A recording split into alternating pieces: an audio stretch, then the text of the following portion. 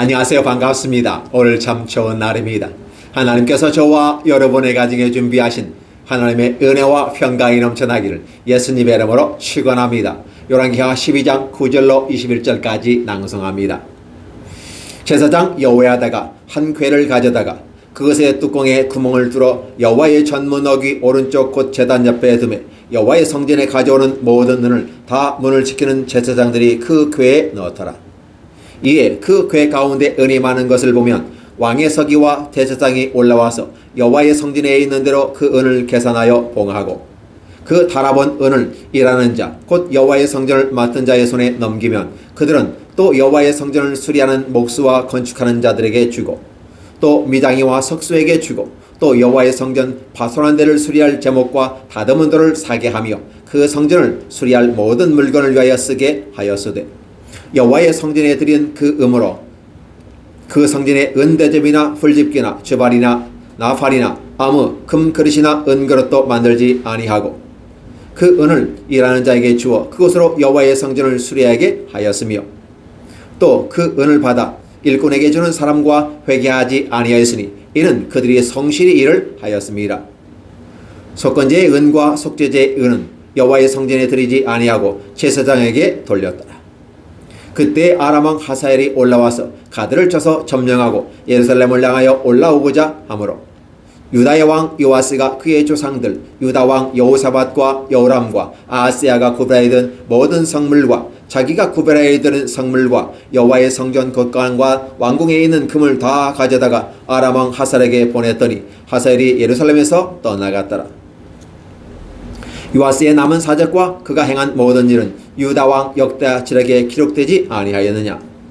요아스의 신복들이 일어나 반역하여 실라로 내려가는 길가에 밀로 궁에서 그를 죽였고 그를 쳐서 죽인 신복은 시므아스의 아들 요사갈과 소멜의 아들 여호샤밧이었더라. 그는 다윗성에 그의 조상들과 함께 장사되고 그의 아들 아마샤가 그를 대신하여 왕이 되니라. 열왕기하 12장 9절로 21절까지입니다. 안녕하세요. 반갑습니다. 오늘 참 좋은 날입니다. 하나님께서 저와 여러분의 가정에 준비하신 하나님의 은혜와 평강이 넘쳐나기를 예수님의 이름으로 축원합니다. 열왕기하 12장 9절로 21절의 말씀을 중심으로 자신을 개혁하라. 그리하면 주변도 바뀔 수 있다라는 제목으로 말씀을 나누고자 합니다. 자신도 바꾸지 못하면서 자신도 개혁하지 못하면서 남을 변화시키거나 개혁한다고 말하는 사람들이 있습니다. 가능할까요? 많은 사람들이 알고 있습니다. 자신도 개혁하지 못하면 자기 영역도 하지 못하면 다른 것도 못한다는 사실입니다.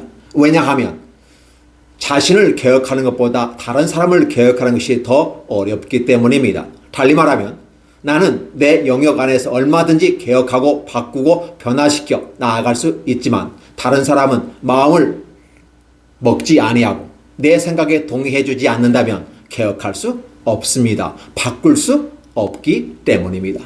따라서 우리는 남을 변화시키기보다 자신을 변화시키는 것이 지혜로운 일이라고 말합니다. 어떠한 사람이 그렇게 얘기했습니다. 나는 성공해서 세상을 바꾸고 살만한 좋은 나라를 만들겠습니다 라고 말합니다. 그러나 자신이 바뀌지 않는다면 사회는 바뀌지 않을 것입니다. 왜 그럴까요? 바로 우리의 모습을 그대로 투영해서 그들은 보기 때문에 그렇습니다. 그렇기 때문에 바뀌지 않고 변화되지 않는 자의 외침은 아우성 소리에 불과한 것입니다. 그래서 교육자들은 이렇게 말합니다. 남을 가르치려고 하지 마라.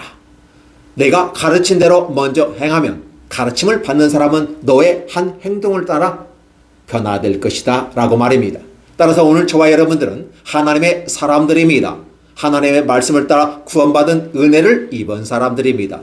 그럼 하나님은 저와 여러분에게 무엇을 요구하고 있을까요?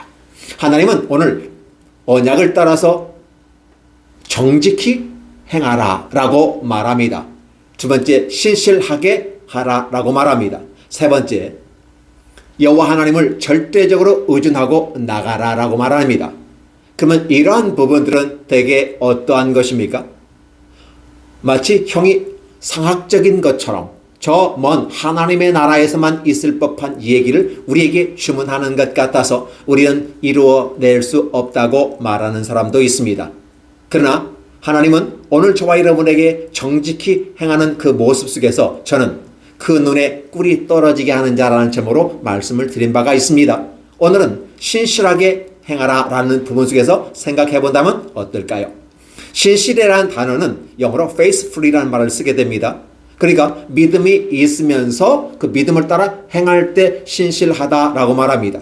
그래서 다른 영역으로 바꾸면 성실하다고 볼 수 있을 것입니다. 사실 성실이란 단어보다는 신실이란 단어가 더 앞서게 됩니다.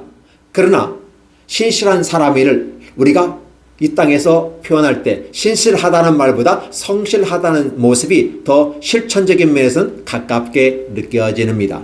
성실이란 단어가 변치 않고 항상점을 가지고 나아갑니다. 그러니까 끝까지 변하지 않고 나아가는 것을 신실하다 말합니다.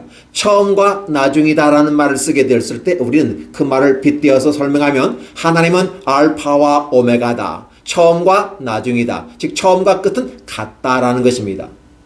그래서 성실이란 우리들의 삶의 영역 속에서 우리들이 실천 덕목으로 이 성실이란 단어를 신실로 바꾸는 것입니다. 그러니까 하나님께서는 저와 여러분에게 바로 믿음을 따라 행동하는 것, 이것을 신실이라고 말하는 것이고 세상에 나아가서는 이러한 모습을 성실한 모습으로 열매를 맺어 가야만 하는 것입니다. 그러나 하나님 백성된 저와 여러분이 과연 신실하게 살았는가? 아니 성실하게 살았는가 질문하고 보면 그렇지 못하다는 것이 세상 평가이고 우리 자신들도 그렇게 말할 수 있을 것입니다. 그래서 우리는 성실한 모습으로 23년도를 시작하자는 말을 하고 싶습니다. 또한 여호와 하나님을 절대적으로 의존하자는 것입니다. 대개 보면 사회복지에서 독립이냐 의존이란 두 단어의 주제를 가지고 얘기하는 것입니다. 의존이라는 개념은 내가 뭔가 부족해서 남의 도움을 받아야 하는 그런 존재를 의존자라고 말합니다. 독립자라는 것은 남의 도움을 받지 않고도 스스로 자기의 영역, 자신의 인생을 살아갈 수 있는 것입니다. 그래서 그런 사람들을 충분히 기능하는 사람이라고 말합니다. 의존하는 자는 어떻게 봅니까? 진단주의에 따라서 평가를 하며 기능하지 못하기 때문에 의존하고 되고 의존하다 보니까 절대적이다라고 말하는 것입니다. 그러나 여러분 기억해 주시기 바랍니다. 우리는 하나님 앞에서 절대적인 의존을 해야만 합니다. 그러나 사람 앞에서는 의존해서는 안 됩니다. 물론 의존할 수도 있지만 우리의 인간의 영역 속에서는 독립하는 것이 더 아름다운 것입니다. 바로 인간의 관계 속에서 그렇습니다. 그래서 인간인 우리가 믿음의 존재 대상이 아니라 사랑의 존재 대상이라는 사실입니다. 하나님은 우리가 믿을 존재입니다. 그래서 하나님을 믿는 것이고 인간을 사랑하는 것입니다. 그런데 이것을 거꾸로 생각하면서 마치 하나님을 믿지 아니하고 인간을 믿는 것처럼 말하는 사람들이 있습니다. 그래서 인간을 믿다 보니까 인간에게 실망하고 그 오염된 모습 속에서 나올 수 있는 두스러기에 의해서 그런 스펙들에 의해서 실망을 하게 됩니다. 그래서 믿을 놈 없어 라는 말을 하게 되는 걸 볼 수 있습니다. 예, 맞습니다. 이 세상 사람은 그 누구도 믿을 사람이 없습니다. 믿어서도 안 되는 것입니다. 그래서 절대적인 의존이라는 개념은 우리 하나님을 절대적으로 의존하는 것입니다. 그것은 바로 전능하신 하나님, 완전하신 하나님, 그분이 우리 아버지시고 우리의 연약함과 부족함을 최유하시고 함께 우리에게 귀한 생명의 길로 이끌기 때문에 그렇습니다. 그래서 저 하나님의 나라에 임하기는 모든 과정 속에서 인간은 절대적으로 하나님을 의존해야만 합니다. 그러나 의존하지 않는다면 하나님과 관계없는 사람인 것입니다. 그래서 하나님을 의존하는 사람들은 이제 사람에 대해서는 어떻게 할 것인가? 좀 전에 말한 것 같처럼 우리는 사랑을 해야만 한다는 사실입니다. 내가 도와야 될 사람, 내가 사랑해야 할 사람입니다. 또 내가 밀어줘야 될 사람, 이렇게 생각해보면 어떨까요? 그래서 우리는 사람을 믿지 맙시다 라고 말하면서도 은연중에 자신도 모르게 하나님을 의존하지 아니하고 사람을 의존하더라는 것입니다. 그것을 우리는 불신앙이라고 말하는 것입니다. 하나님의 말씀대로 절대적인 의존은 하나님만 믿고 나가는 것입니다. 그러한 사람들은 하나님에 의존했기 때문에 그 사랑을 받은 사랑으로 사람들을 사랑하자는 것입니다. 하나님은 완전한 존재이기 때문에 믿을 만합니다. 신실하십니다. 네, 맞습니다. 그러나 사람은 불완전한 존재입니다. 믿을 수가 없습니다. 사랑할 존재이고 보충해 줘야 할 존재이고 밀어줘야만 할 존재들인 것입니다. 맞습니다. 그래서 저와 여러분들은 이제 이러한 과정 속에서 우리는 하나님께서 저와 여러분에게 원하는 것은 무엇일까를 생각해 보면 바로 우리가 이렇게 정직히 행하고 신실하게 하면서 하나님을 절대적 의존성을 가지고 가는 것은 아름다운 것이다. 뭔가 의존하니까 부족한 것처럼 느껴져서 나는 절대적으로 하나님을 믿지 않아. 그렇게 나약한 존재가 아니야. 그래서 나는 믿지 않겠어 라고 말하는 사람도 있습니다. 선택은 자유입니다. 그러나 그 결과는 본인이 책임져야만 하는 것입니다. 오늘 저와 여러분은 이 본문을 통해서 함께 우리가 생각할 것은 바로 남을 개혁하고 남을 바꾸는 이러한 어리석은 자의 길에 서지 아니하고 자기 자신을 바꾸고 자기 자신을 개혁하는 지혜로운 자의 길에 서는 것은 어떨까요? 저는 이 길에 서기를 간절히 소망해 봅니다. 그러면 오늘 본문에 나온 이 요아스에 대한 평가에 대해서 말씀을 근거로 해서 함께 생각해 보는 것입니다. 오늘 9절부터 나오는 내용이 어떤 걸까요? 제사장 여호야다가 한 궤를 가져다가 구멍을 뚫었습니다. 여호와의 전문 어기 오른쪽에 제단 옆에 두었습니다. 이게 교회에 들어오면 입구에 헌금함이 있는 것 같습니다. 그래서 들어오자 이제 성전을 지키는 문지기들이 있고 그 제사장들이 그 헌금을 받아 넣더라는 것입니다. 이러한 과정 속에서 함께 이것은 무엇일까요?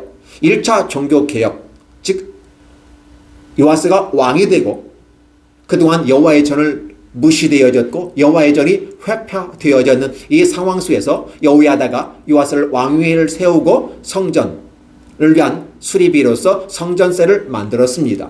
이 성전세를 만들었는데 시간이 흘러가면서 제사장들이 여호와의 전을 수리하지 않았다. 그래서 요아스가 화가 난 것 같습니다. 그래서 30세쯤 됐음에서 요아스가 얘기합니다. 너희는 어찌 성전을 수리하지 않았느냐라고 말입니다.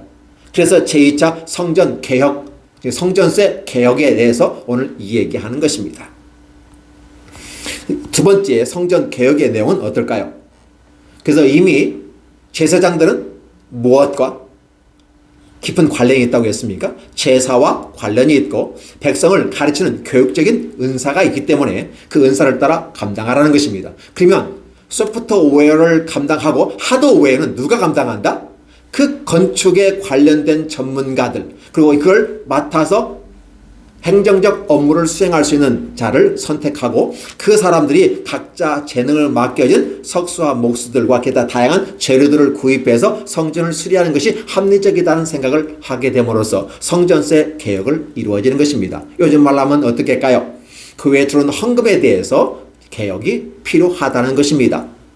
물론 처음에는 회파된 성전, 여호와의 성전을 수리하기 때문에 그냥 수리해야 된다는 목적을 가졌어요. 이미 회파되어 있기 때문에. 그래서 당장은 그게 첫 번째에서 목적을 달성하고 어느 정도 했는데 시간이 지나도 여전히 성전은 괜찮은 것 같고 그래서 놔두는 것.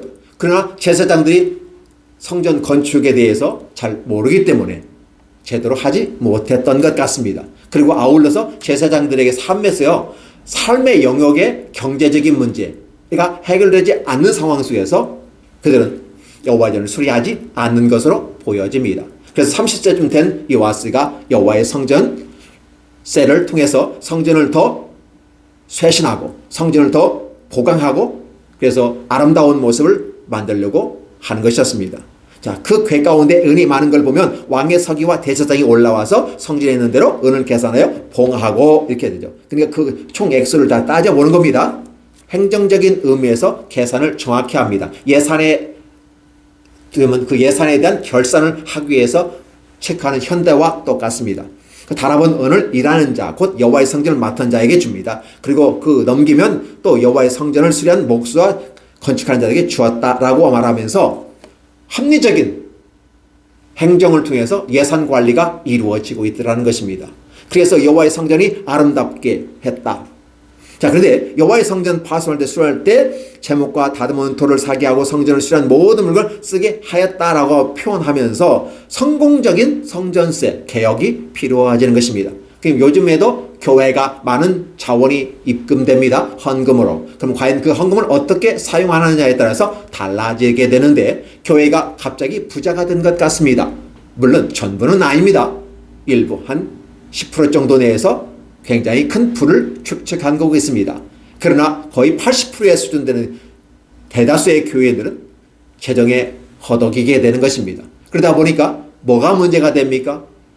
바로 제사장의 생활이 어려워지는 것처럼 이에 함께 일하는 사람들의 사례가 부족하게 되고 이로 말미암아 자비랑 목회를 통해서 삶의 현장에 들어가 일을 하고 수입을 얻음으로 하나님의 교회를 운영하게 되는 것입니다. 이런 부분이 생기다 보니까 같은 교회 안에서도 대형 교회와 작은 교회에 다툼이 생길 수가 있고 서로 오해가 생길 수도 있다는 것입니다. 이런 부분 속에서 개혁하는 부의 재분배라는 말이 나오게 되는 것이고 큰 교회는 작은 교회에 지원하는 모습이 봅니다. 생활비를 지원한다든지 또 전도비를 지원한다든지 이런 모습에서 부의 재분배를 이루고 있지만 여전히 80%에 가까운 교회들은 재정적인 어려움에 허덕이게 되는 것입니다. 이러한 상황 속에서 과연 제대로 뭐가 될까를 한번 우리는 생각해 보자는 것입니다. 자, 이런 상황 속에서 여호와의 성전에 드린 그 은으로, 그렇죠? 성전에 은 대접이나 불집게나 주발이나 나팔이나 아무 금그릇이나 은그릇도 만들지 아니하고 이 부분을 어떻게 해석해야 될까요? 분명히 성전에는 하드웨어적인 외형적인 그런 모습이 있습니다. 그리고 내향적인 내부적인 모습이 있어요.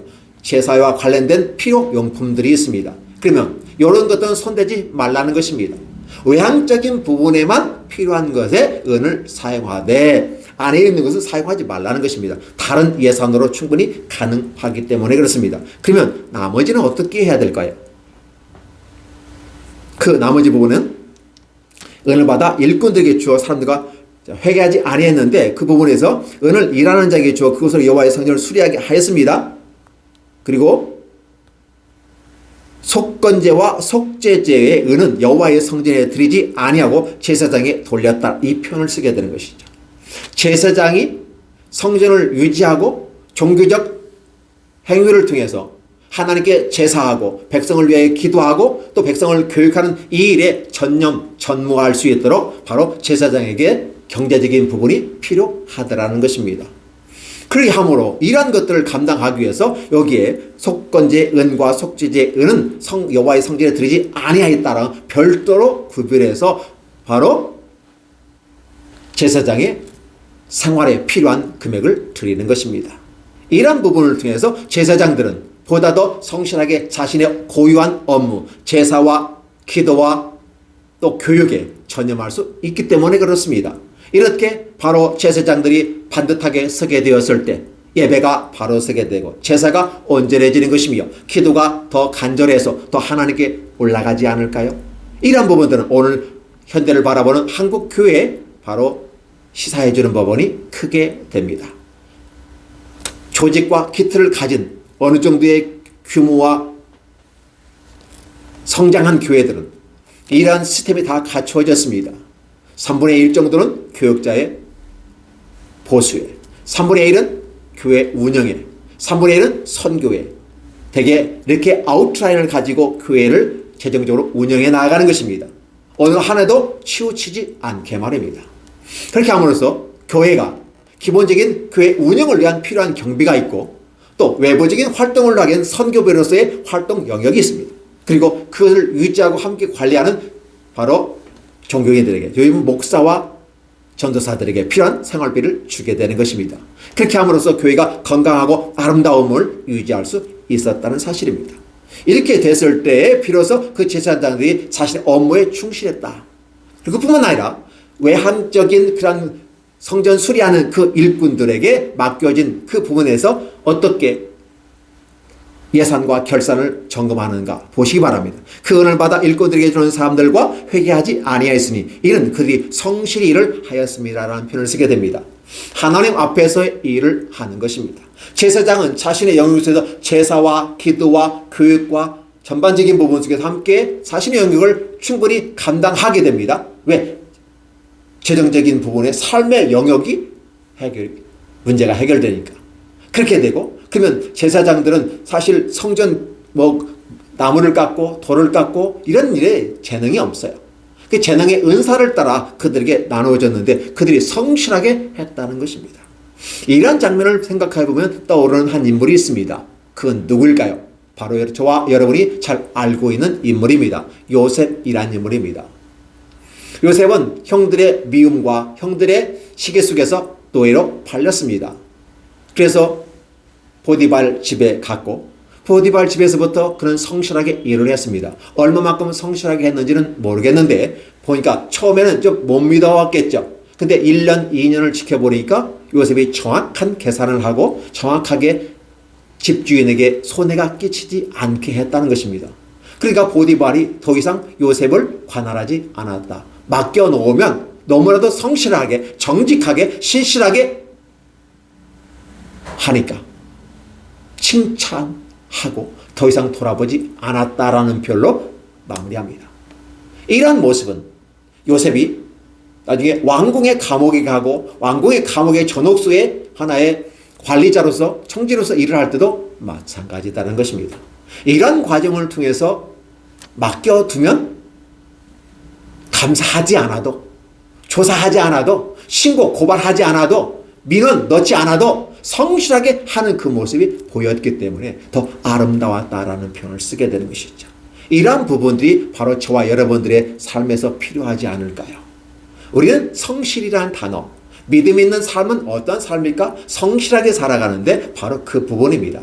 제사장은 제사장으로서 자신의 영역 속에 신실하게 믿음을 가지고 하나님이 우리를 구원한 은혜에 감격하며 나아가는 것입니다. 그게 제사장의 몫이고 또 화도회적인 차원에서 건물을 수리하는 이런 자들은 또 그 맡겨진 재물에 합당하게 정당하게 재물을 구입하고 즉 재료를 구입하고 수리함으로써 임금비도 제하겠죠. 자신들의 삶을 살아가야 되니까. 그렇게 함으로 계산이 오차가 없었다. 확인하지 않았다. 왜? 그들은 이미 성실하게 일을 하고 있었다는 것입니다. 이러한 모습이 바로 저와 여러분의 모습은 아닐까요? 한국 기독교인들이 욕을 얻어먹는다는 사실은 저와 여러분은 다 알고 계실 것입니다. 그렇다면 오늘 23년도를 새롭게 출발하는 하나님의 아들, 딸로서 부름받은 저와 여러분들은 바로 정직하게 행하는 모습은 아름다운 것이고 하나님 보시기에 아름다운 겁니다. 그러면 정직하게 하는 것은 사실 하나님 앞에 판단 기준이라면 세상 사람들로부터 판단 기준은 성실함에 있습니다. 그러니까 인간과 하나님 사이에는 뭐가 필요하다? 그 사이에 끈이 없어요. 그래서 그 끈을 이어주는 게 페이스예요. 믿음이에요. 그게 faithfulness예요. 믿음, 신실함이에요. 이것이 바로 세상 사람에 보여졌을 때 성실함으로 나타나다라는 것입니다. 그러한 성실함으로 나타나기 위해서 바로 성전세의 개혁이 필요한 것이죠. 1차의 개혁이 있었지만 그것은 시발점에서 나와 그 기능을 충분히 가능하고 그 다음 단계를 갔을 때 또 다른 개혁이 필요하다는 것입니다. 그래서 개혁은 지금 개혁됐다고 완전히 개혁된 게 아니라 개혁은 지속적인 개혁을 통해서 보다 우리가 가치적인 이상향적인 그런 모습으로 나아가길 원하는 것입니다. 누가 봐도 즉 하나님이 봐도 사람들이 봐도 깨끗해, 투명해, 공공성이 있어 이런 모습이 필요하다는 것입니다. 이런 모습으로 저와 여러분 나아가는 것은 어떨까요? 자, 이렇게 아름답게 삶을 살아가는 이 요아스의 모습. 자, 그러면 이 정도 해서 아름답게 하면 어떨까요? 그럼 그 다음에 연결되는 것은 좋은 일이 발생해야 하지 않을까요? 예, 성전에 대한 회복을 합니다. 그러나 여러분 기억해 주실 것은 이 요아스가 성전세를 개혁함으로써 얻어지는 건 뭐냐면 권력의 강화가 됩니다. 29세까지는 아직은 자기가 힘이 약하다고 생각했는지 그대로 성전세를 그대로 유지해 나왔습니다. 30세가 되면서 성전의 개혁 두 번째를 시행하면서 재월이 제사장으로 가는 게 아니라 바로 왕의 서기가 관리하게 하더라는 것입니다. 그렇게 함으로써 권력이 왕에게 집중이 되게 됩니다. 왕권을 강화하는 작업들을 하게 됩니다. 그 왕권 강화하는 작업이 성전세를 왕에게 회복시키고 그로 말미암아 권력이 집중되어지고 왕권 강화 정책을 씁니다. 왕권 강화 정책을 쓰는 것은 잘못된 것은 아닙니다.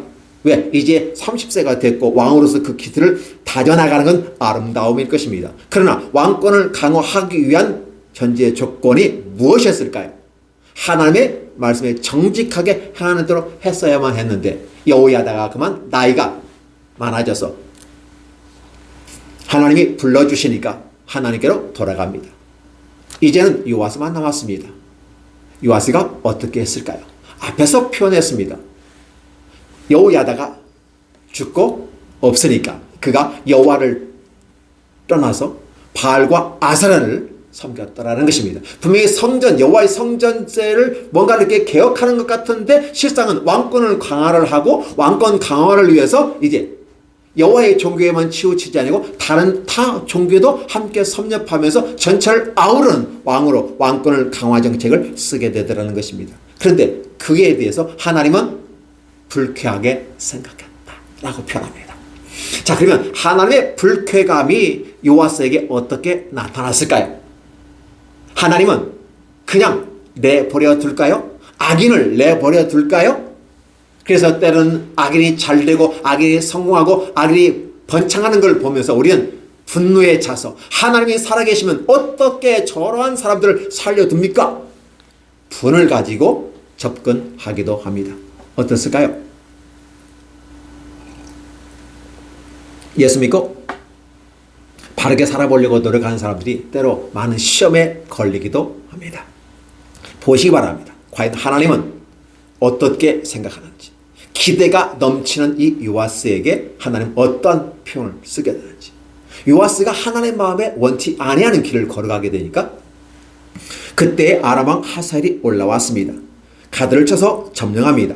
예루살렘을 향하여 올라오고자 하므로. 이게 무슨 소리냐면 저 우회에 있는 아람의 하사엘 왕이 이쪽 북이스라엘 쪽에서 요단강 오른편을 차지하게 됩니다. 그리고 밑으로 가드로 내려오면서 예루살렘을 치니까 꼼짝 말하는 것이죠. 이렇게 올라오게 됩니다. 근데 이게 올라온다는 이 소식을 이미 요아스가 듣고 대책으로 전쟁을 할 수 없는 상황 속에서 방법은 뭐냐? 돌아가긴 돌아가는데 그냥 돌아가지는 않을 거고, 그럼 어떻게 돼? 뭔가 보상을 가지고 가야지 않을까? 그러면서 그가 가져있던 바로 여기 유다왕 요아스가 그의 주상 유다왕 여호사밧과 여호람과 아하스야 3대에 걸치고, 자기까지 4대입니다. 4대에 걸쳐 있는 구비라에 들은 성물과 자기가 구비라는 성물과 여호와의 성전에 있는 곳간에 왕궁에 있는 금을 다 가져다가 아람 왕 하사엘에게 보내어서 돌아가게 했다라는 것입니다. 문제는 뭐냐면 제가 여러분에게 말씀드리고자 하는 것은 왜 하사엘이 그렇게까지 왔을까 하는 것입니다. 분명히 하나님의 뜻이 여기에 나타나는 것이죠. 하나님은 이러한 외부적인 압박을 통해서 요아스가 하나님께 다시 회귀하기를 원하시는 것입니다. 회복하기를 원하시는 것입니다. 그러니까 여호와를 떠나 바알과 아세라 신을 섬겼다. 언제? 여호야다가 죽으니까. 자기의 섭정이고 자기의 멘토가, 자기의 가이드가 이 땅에 없으니까 자신의 길을 걸어감에 있어서 자신의 왕권을 강화하며 나아가기 위한 하나의 선택으로서 바로 그렇게 했더라는 것입니다. 그러다 보니까 여호와를 떠나게 되는 거고, 하나님은 속상한 것이고, 하나님은 당연히 인생 막대기와 채찍으로 교훈한다고 약속을 하셨기 때문에 저 북쪽에 있는 아람 왕 하사엘을 통해서, 왜? 북이스라엘이 막고 있기 때문에 내려오리라고 생각하지 못했는데 우회로 돌아와 버리니까 이 요아스가 꼼짝 마라 라는 것입니다. 그러면 이러한 부분에 대해서 모든 은금을 가지고 여호와의 성전에 있는 금까지 다 가져다가 다 바쳐버리잖아요. 이러한 일을 하기에 앞서서 이 값비싼 대가를 지불하잖아요. 그게 무엇일까요? 여호와를 떠나는 것, 그리고 아울러 바알과 아세라를 섬기는 것, 통합종교를 아달랴가 썼던 그 종을 다시 써 나아가는 이 모습, 하나님이 좋아하실까요? 그렇지 않습니다. 자, 그렇기 때문에 하나님은 바로 아람의 하사엘을 내려 보냈다는 사실에 대해서 자기 자신을 바라보지 못하고 있는 것입니다. 그러면서 그 해결할 방법으로서 자기가 가진 금을 갖다 줬다고 하면 이해되지만 여호와의 성전에 있는 곳간에까지 다 싸그리 갖다 줬다. 말이 됩니까? 하나님의 전에 있는 것인데 마치 하나님의 전에 있는 것이 자기 것인 양 얘기하는 이 모습을 보면 과연 요시아의 성전 개혁, 제2차 개혁은 온전한 정당성이 있는가 의심스럽게 느껴지게 되는 것입니다. 그 많이 모았던 것들 어떻게 결국은 하사야에 그냥 조공으로 바쳤다는 것 아니겠습니까? 그러면서 속국임을 자인하는 것으로 보여지게 되는 것이죠. 그러나 요아스는 자기가 하나님을 떠났다는 이 사실에 대해서 깨닫지를 못하고 있는 것이죠. 자기 자신을 돌아보지 못하는 것. 물론 우리 눈이 바깥 두 개나씩 있는데도 불구하고 바깥을 다른 사람을 잘 볼 수 있지만 자기 자신을 볼 수가 없어요. 그래서 여호와의 말씀이 필요한 것입니다. 여호와의 말씀을 듣다 보면 말씀의 거울이 돼서 우리 자신을 비춰줍니다. 인간의 눈은 보이는 거울을 봅니다. 자신의 모습을 보게 돼서 외향적인 부분을 보는 것이 우리의 눈의 모습이라면 우리들의 마음의 눈은 여호와의 말씀을 읽고 그 말씀을 통해서 마음의 거울이 되어서 우리를 비춰보게 되는 것입니다. 이러한 사태가 발생했어. 이 남유다까지 아람 왕 하사엘이 침범했다.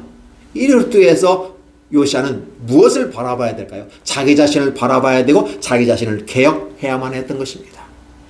그런데 그 원인을 자기에게서 찾지 아니하고 남에게서 찾고 그런 것을 하기 위해서는 결국은 4대에 걸쳐 모았던 이 수많은 은금들, 보화들 다 하사엘에게 종으로 바치는 어리석은 선택을 하더라는 것입니다.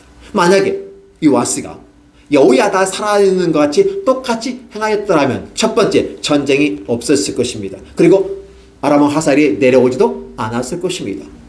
그러면 그 많은 모아졌던 은금들이 여호와의 전에 그대로 드려지는 아름다움의 모습인데 여호와의 전이 텅텅 비어버리게 만들어버리고 그렇죠. 이런 모습 가운데 서 있는 요아스는 역시 자기 자신을 바라보지도 못했고 그리고 자기 자신을 개혁하지도 못했다는 것입니다. 그러면서 계속 왕권 강화에만 여념이 없습니다. 계속해서 그래서 이 요아스의 그 아버지 어떤 부분에서 역대사락이 기록되지 않느냐 이 말은 일반적인 거 다 그렇게 기록되어 있어. 그런데 그 중에서 가장 키포인트가 뭐냐는 거예요. 키포인트가 바로 그런 여전히 자기 자신을 바라보지 못하고 개혁을 하지 못 왕권 강화에만 집착하다는 것이죠. 사실 요아스 죽어야 될 사람이었습니다. 근데 하나님이 살려주셨습니다. 어디? 젖되자마자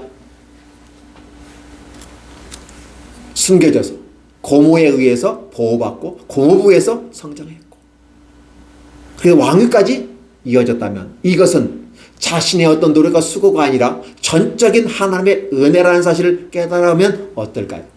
깨닫는 것도 자신의 영역이기 때문에 뭐라고 할 수 없지만 그러나 깨달았다면 이런 어리석은 일을 하지 않았을 것입니다.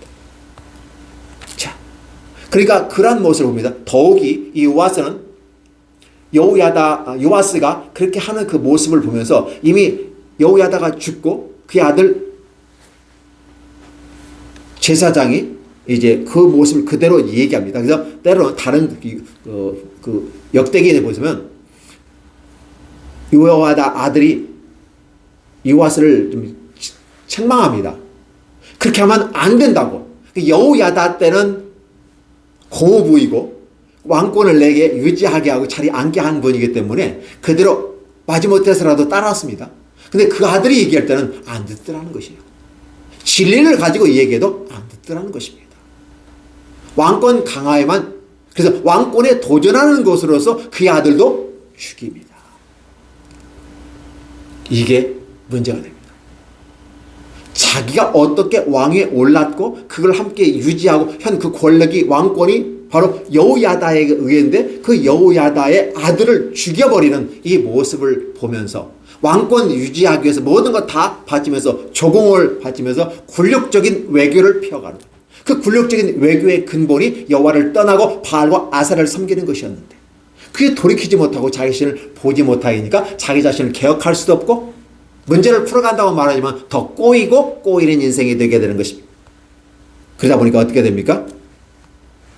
밑에 있는 요아스의 신복들이 일어나게 됩니다. 바깥에서 압박을 한번 하고 바깥에서 인생 책찍과 막대기로 징계를 했는데 요아스가 깨닫지 못합니다. 자기 자신을 바라보지 못합니다. 자기 자신을 개혁하지 못합니다. 여호야다가 그렇게 만들어 놓았던 아름다운 세계를 다시 아달랴가 만든 세계로 돌이켜버리는 겁니다. 이 모습을 바라보는 밑에 있는 신하들은 어떤 마음이 있을까요? 그 신하들, 신복들이나 반역하여 신라로 내려가는 길가 밀로 궁에서 그를 죽였다라는 말씀입니다. 그렇죠. 중에서 신복은 시므아스의 아들 요사갈과 소멜의 아들 여호사밧이었더라 이렇게 표현하고 있습니다. 결국은 어떻게 합니까? 이제는 외부에서 안 되니까 내부에서 요아스를 하나님은 심판하시다라는 것입니다. 우리는 이런 장면을 바라보면서 과연 악한 행동을 하고 깨닫지 못하는 자에 대해서 우리는 왜 하나님은 살아계시면서 그들을 징치하지 않습니까? 라고 말할 때 하나님은 오늘 이 본문을 통해서 저와 여러분에게 말씀하시는 것입니다. 하나님은 악한 자, 악한 행동에 대해서 하나님은 징계한다. 외적인 징계와 내적인 징계가 있는데 외적으로는 아람 왕 하사엘이 들어와 공격하고 그래도 깨닫지 못하니까 그걸 우리는 이렇게 합니다. 깨닫지 못하는 사람은 멸망하는 짐승과 같다라는 말을 쓰게 됩니다. 그러니까 사람이 사람이라고 하는 것은 사람이 사람이 될 수 있는 것은 자신을 돌이켜 볼 수 있는 겁니다. 자신을 돌이켜 볼 수 없기 때문에 여호와께서 언약이라고 하는 말씀을 저와 여러분에게 주셨고 말씀의 언약을 지켜 보고 있고 듣고 행함으로써 자기 자신을 보게 해 주셨던 것입니다. 그래 자기 자신을 볼 수 있는 사람이 비록 개혁할 수 있습니다. 이 말은 무슨 소리냐면 내가 내 자신을 볼 수 있기 때문에 여호와의 말씀에 근거해서 내 자신을 비교해 보기 때문에 내가 3자의 입장에서 나를 볼 수 있다는 것입니다. 그래서 자기 자신을 개혁하고 바꿀 수 있는 것이고 이렇게 바꾸었을 때 비로소 내 주변과 환경을 바꿀 수 있는데 내가 바뀌지 않으면서 계속 이런 뭐에 대한 왕권 강화와 자기 자리에 연연하니까 그 왕권이 그에게는 올무가 된 것입니다. 그렇다면 그 왕권을 연연하니까 그 왕을 제거해버리는 거예요.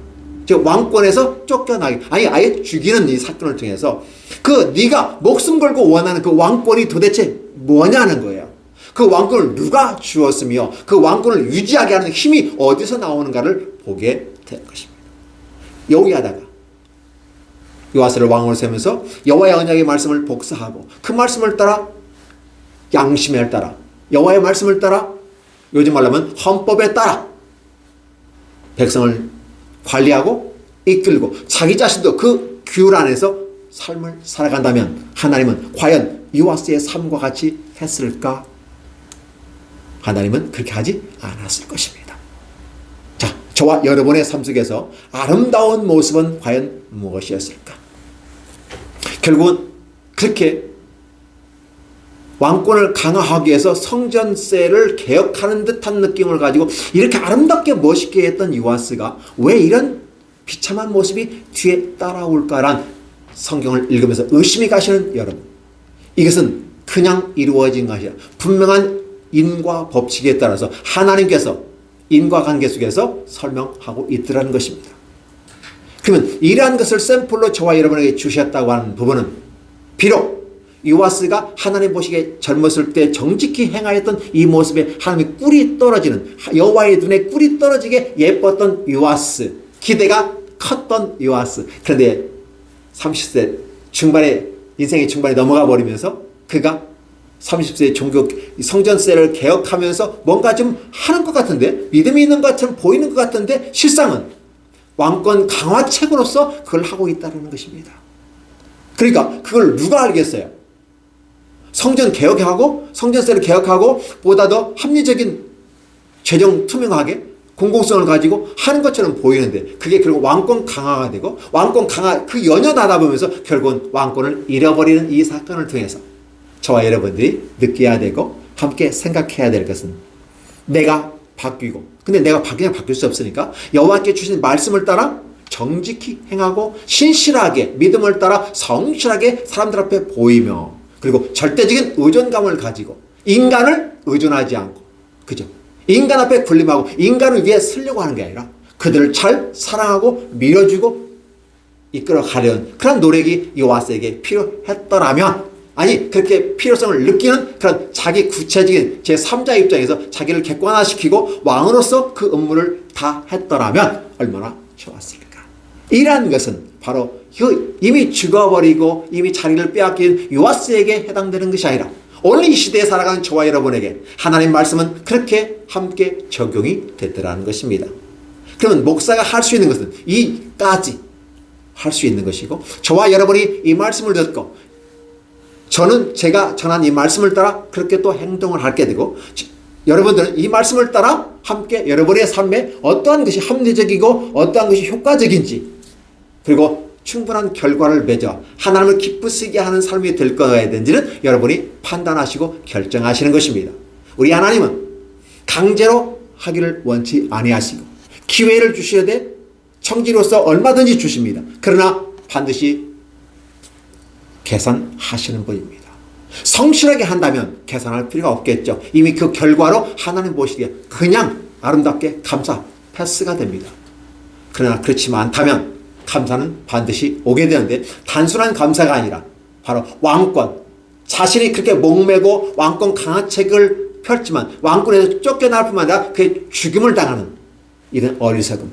그럼에도 불구하고 하나님은 다윗의 등불을 주셨다. 다윗 위에 등불을 주셨다. 이것 때문에 그의 아들 아마샤가 왕에 오르는 이러한 모습이다. 왕권이, 즉 왕조가 바뀌지 아니하고 다윗의 왕조로 가는 축복을 이어가지만 여전히 그는 그 자신의 목숨을 걸고 왕권 강화하며 비굴하게 조공바치면서 이렇게 하지 않았어도 될 그 시점에 서 있음에도 불구하고 그걸 깨닫지 못했다. 예, 맞습니다. 23년도 들으시면서 저와 여러분이 바라봐야 될 것은 바로 저와 여러분 자신의 모습을 보셨으면 좋겠습니다. 무엇으로? 여호와의 말씀, 언약을 따라 자신을 지켜보시고 여러분이 보시면 여러분이 보이게 될 겁니다. 그리고 여러분을 삼자, 즉 객관화시켜서 자기 자신을 평가하고, 그래서 내가 뭐가 부족하고 어떻게 해야 되는지, 내 주변에 처해 있는 환경이 이런 환경이 있다면 왜 그런 환경이 있는지를 여러분 주도 면밀하게 살피면서 영적인 모습 속에 살펴보셨으면 좋겠습니다. 그렇게 해서 요아스처럼 어리석은 길 가지 아니하고 여러분은 현명하고 신실하며 하나님을 절대적 의존감을 가지고 인간을 사랑하며 나아가는 2023년도 아름다운 해가 되기를 예수님의 이름으로 축원합니다. 기도하겠습니다. 하나님 감사합니다. 고맙습니다. 우리 모두를 축복하시고 이끌어 주심으로 오늘 주신 말씀을 따라 우리 자신들을 살피고 우리 자신을 객관화하는 삶이 되게 하시고 우리 자신을 개혁함으로써 비로소 우리 환경을 바꿔가도록 허락해 주옵소서. 내가 내 자신이 바뀌지 않는데 환경은 더 꼬일 수밖에 없고 더 어려워질 수밖에 없다는 사실을 우리가 잃어버리지 않고 기억할 수만 있다면 하나님, 우리는 반드시 성공자가 될 것이며 여호와 앞에 바로 정직하며 신실하며 절대적 의존감을 가지고 사람을 사랑하며 나아가는 멋진 기독인들이 되기를 간절히 원합니다. 그렇게 모두 이 말씀을 듣는 모두가 그렇게 되기를 예수님의 이름으로 축복하면서 기도하옵나이다. 아멘.